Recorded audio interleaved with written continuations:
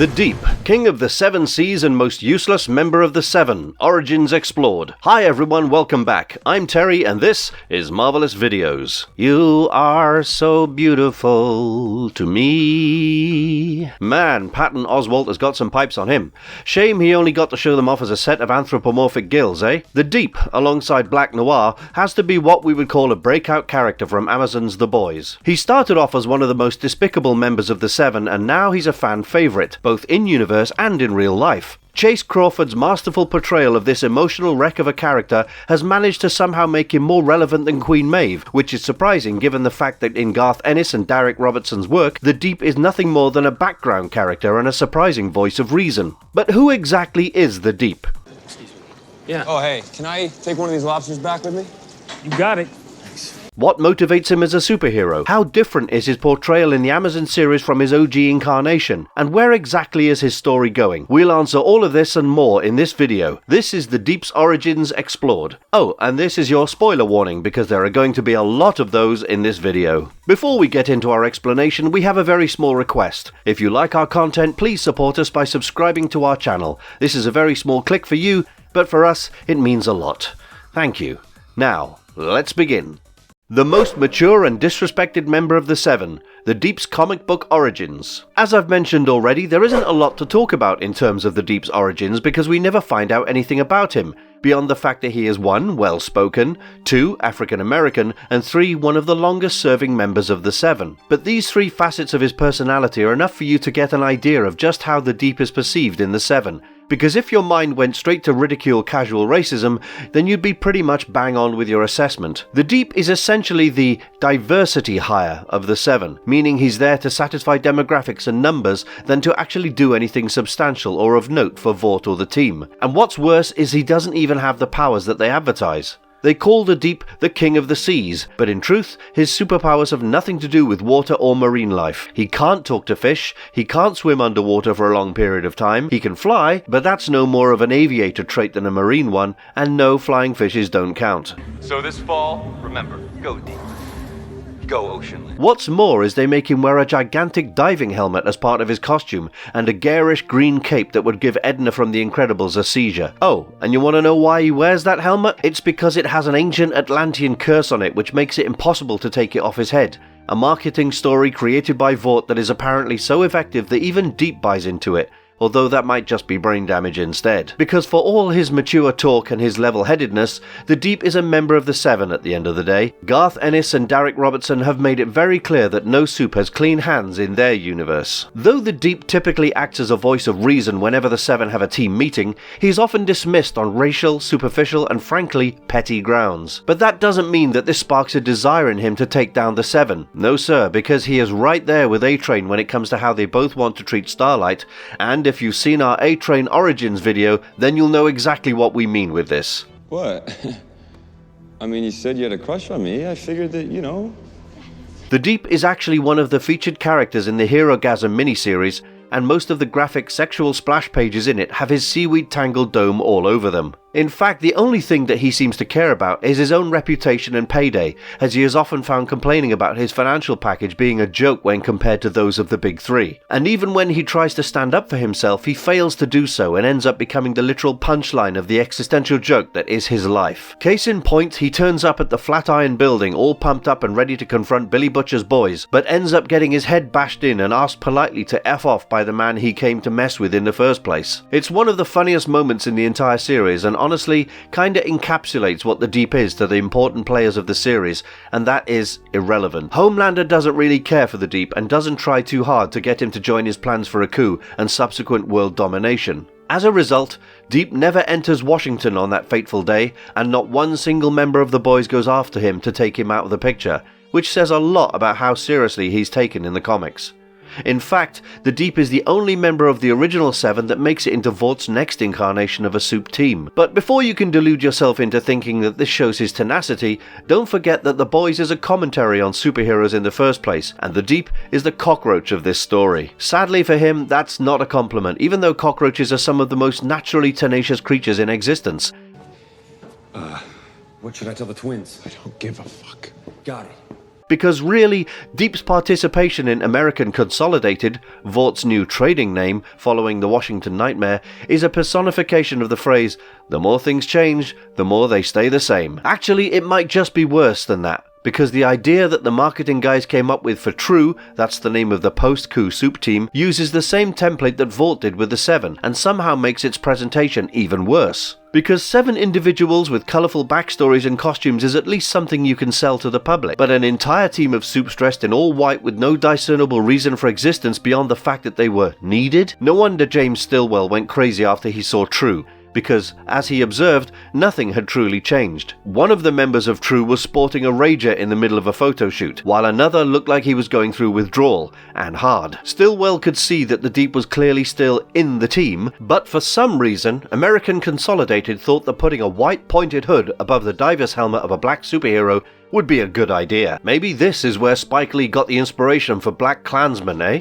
Needless to say, the Deep was never heard from again after this appearance. We did see James Stillwell in the series Dear Becky wandering in a pineapple field, rambling about good products and bad products and quoting Milton Friedman like the madman he had become. So, all in all, the Deep is really just a background character that appears noble, but is as bigoted as the rest and happens to play the long game marginally better than his drugged up, sex-crazed former teammates. This is ironic because that is exactly how one would describe the Deep from Amazon's adaptation of The Boys. Return of the Deep! Hey! What's up, guys?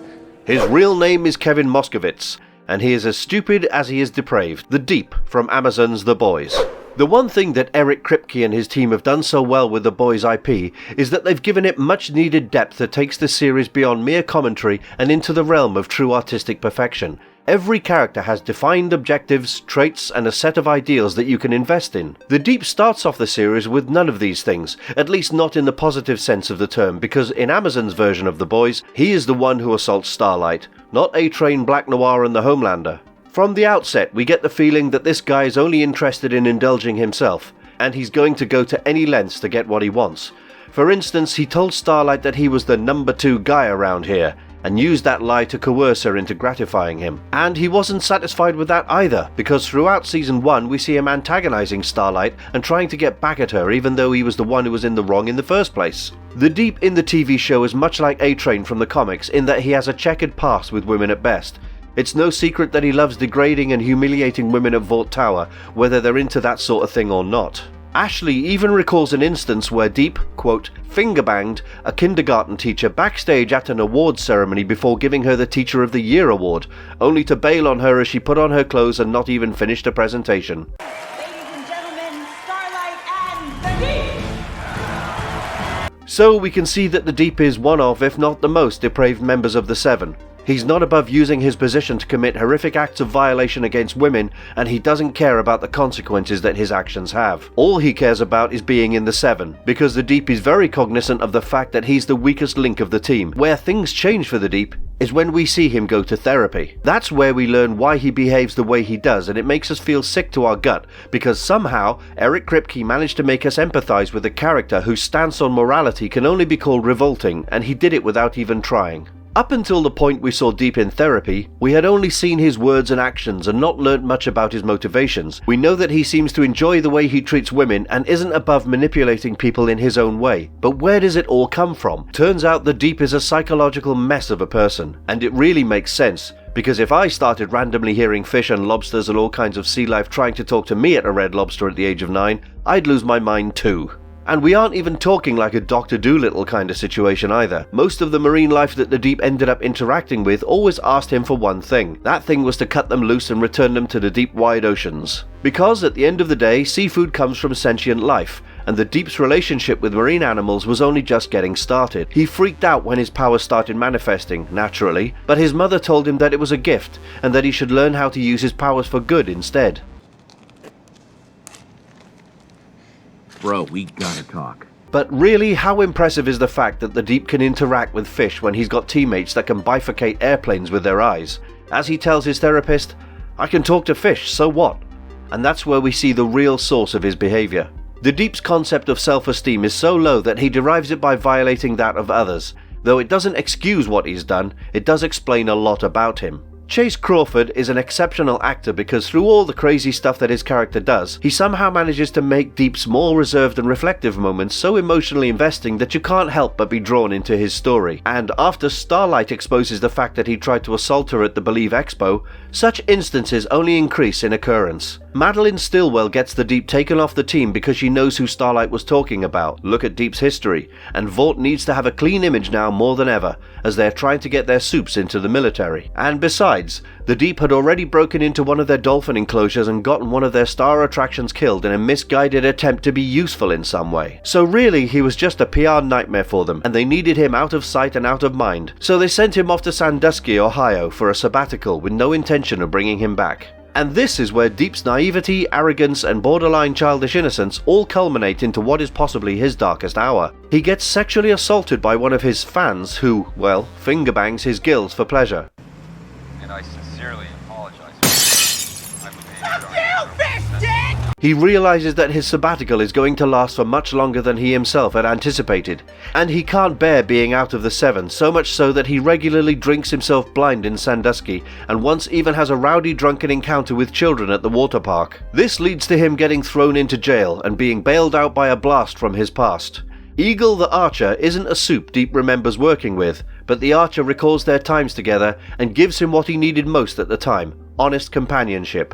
But everything in this world happens for a reason, and we find out Eagle's reasons are instigated by ulterior motives too, as he tells Deep that he was just like him a few years ago. He realized being an archer in a world with Tech-9s is as good as being obsolete, but changes tracks when he brings up the Church of the Collective, which helped him get his life back together apparently. He tells the Deep that they can do the same for him, and the Deep isn't buying whatever cult Eagle is trying to sell him on, until he mentions that they can get him back into the Seven. After that, the Deep is willing to do anything the Church asks of him, including signing over his personal bank account to them in order to regain his lost social status. That doesn't mean we don't get to see the emotional side of Deep anymore. In fact, if anything, it escalates. Eagle gives Deep some magic mushrooms and forces him to face his own fears, which causes Kevin to openly accept his body image issues for the first time on screen.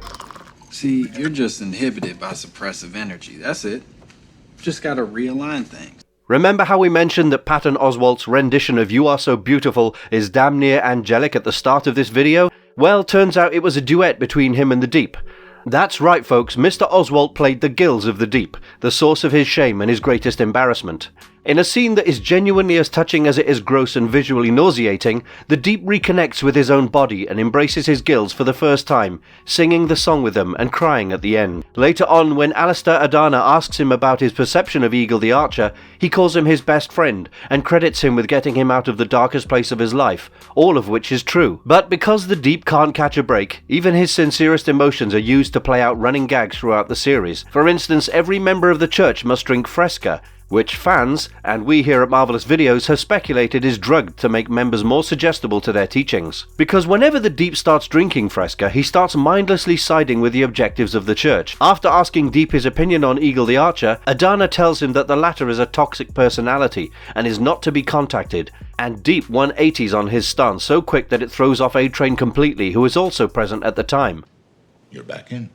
Fuck yes! What? Yeah! Yeah, A-Train is back, baby! When the Church announce that they're going to find him a bride instead of letting him choose a wife for himself, they pick one out for him and force him to marry her by telling him it's all in the service of getting him back into the Seven. But in the end, when it comes time for him to get his due, Adana ends up picking A-Train to rejoin the group, blatantly breaking his promise to the Deep. This is perhaps the first time we see Deep take agency for himself in this series, because so far, all he's done is in the service of someone else or his own desire to join the Seven. He used to behave like Homelander's lapdog when he was in the team to stay in his good graces. When he was kicked out, he joined the Church and did whatever they asked of him without once questioning them. Even when Adana told him that they were all space paws, which is the second Church of Scientology reference that the show makes in relation to the Collective. The first one was A-Train calling Deep the next Leah Remini, which is extremely accurate foreshadowing on his part, because that's exactly the path that the Deep takes when he leaves Adana's cult. After claiming F. Fresca and being labelled a toxic personality, the Deep writes his own memoir called Deeper. Well, gets it ghost-written, but is that really surprising news? And proceeds to expose the Church and its horrid misdeeds while getting himself all the positive PR he needed to fix his public image and get back into the Seven.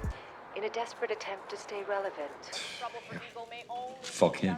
Once he does get there though, he comfortably slips back into his old role of being Homelander's lapdog. Because throughout Season 3, all we see him do is agree with Homelander and carry out his orders with encouragement from his new wife Cassandra, even when it involved literally eating his 8-legged boyfriend Timothy. The Deep obviously doesn't want to eat him, but Cassandra's pressure and Homelander's death stare manage to coerce him into doing it anyway in what is perhaps one of the darker scenes in the entire show. So you can see that the Deep is determined to do anything to stay in the Seven, including eating someone that he loves probably more than his own human wife. But that's all null and void if Homelander finds out what he did for Queen Maeve, because in his quest to get back into the Seven, Deep fished out a video recording of the infamous plane crash that Homie and Maeve were accomplices to, and gave it to her so that she could use it as leverage to protect herself and Elena. It was a ballsy move, but given how stupid the Deep is, he obviously didn't cover his tracks well enough because A-Train was able to put 2 and 2 together and use the information to blackmail Deep into silence over his own involvement with Stormfront's downfall. The last time we see the Deep is when he arrives at Herogasm on a mission from Homelander, but ends up messing it all up to, as always, satisfy his own urges first. After rejoining the Seven, the Deep gets announced as the head of Vort's crime analytics department as a thank you for his loyalty to Homie. His first act as boss is to fire every employee who tweeted negative comments about America's favorite hero, which leaves the entire department empty, with the exception of Annika.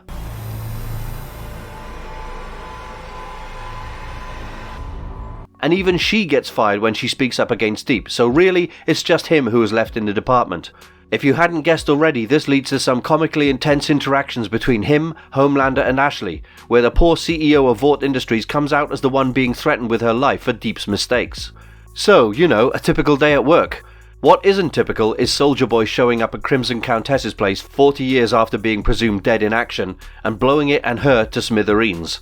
This really freaks Homelander out, and he starts to attempt to do damage control. The Deep actually proves helpful to him for a change because he figures out Soldier Boy's objectives, thanks to Cassandra, and also manages to pinpoint his next target's location. Homelander tells the Deep to go there and call him if Soldier Boy shows up, so he goes to the home of the TNT twins in Vermont to keep an eye out for his mark. But he loses all sight of his mission as soon as he realizes that their mansion is the site of the 70th anniversary of Herogasm, and uses the opportunity to bring a recurring motif of his character to a full circle moment. Remember Timothy, the octopus the Deep ate and was allegedly dating? Well, the inspiration for that came from the Oscar-winning 2020 Netflix documentary called My Octopus Teacher. It's a beautiful film that documents the relationship between a man and an octopus in intimate, if somewhat uncomfortable details. And it's that last bit that is really pertinent to the Deep's character, because when showrunner Eric Kripke saw the thing, all he could think of was, is he gonna do that octopus? Why would you ask? Homelander is gonna love this. Wait, don't. Please stop, no. And, well, he decided that he'd answer that question with the strongest of affirmations, because in the Herogasm episode, the Deep engages in consensual skin-on-skin action with an octopus that is alarmingly close to his nether regions. We were all Erin Moriarty in the moment where Starlight takes a picture of Deep, well, mating with the cephalopod, just holding our jaws to keep them from falling off. But while Deep was getting busy with his 8-legged friend, he lost sight of his objective, and Soldier Boy showed up at Herogasm, blowing apart the entire mansion and killing Supes and civilians by the dozens. The last time we see the Deep is when he puts his tentacled coital partner in a bag filled with water and drives off before Homelander can arrive on the scene. We are by no means endorsing or promoting any of the multiple horrific things that the Deep does in this show. He's a callous, depraved and dumb person whose emotions rule him, and he doesn't know the first thing about doing things smartly, because just look at how things ended up being for poor Lucy the Whale. But with the help of their team of exceptional writers and Chase Crawford's impeccably nuanced and emotive performance, Eric Kripke and co have managed to make the Deep one of the fan favourites of the entire series. Well, that and the fact that they gave him powers that actually fit his billing as Lord of the Seven Seas. I like you too. You know that. Let's not, rush into anything too fast. How powerful is the Deep?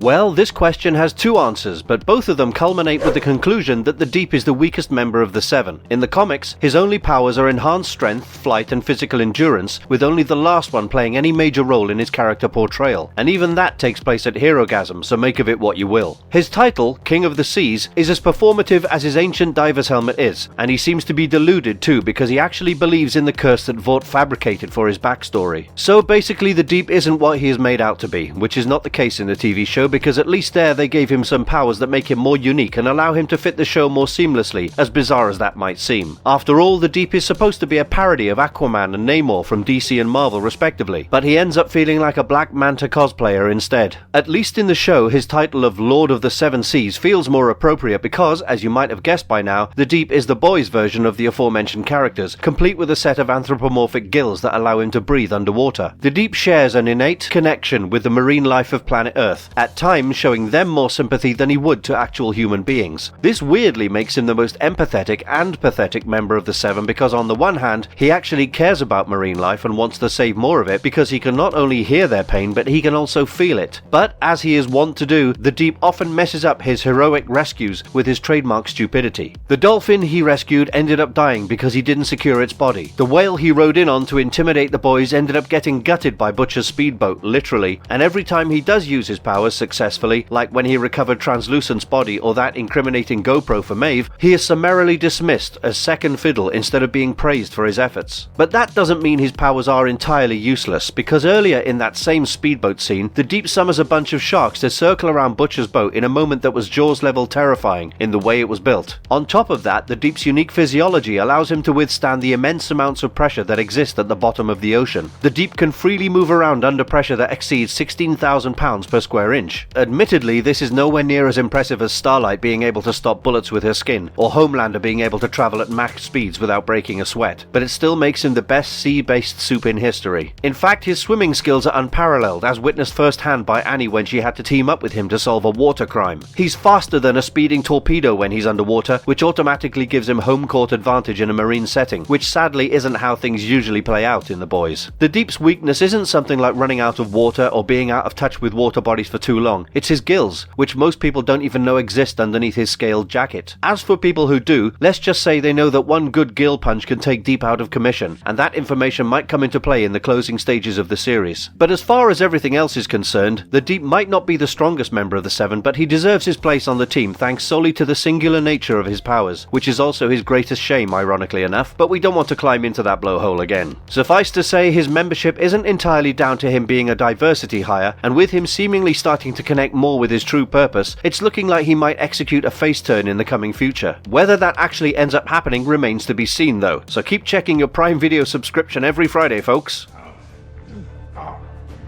You punch me, motherfucker!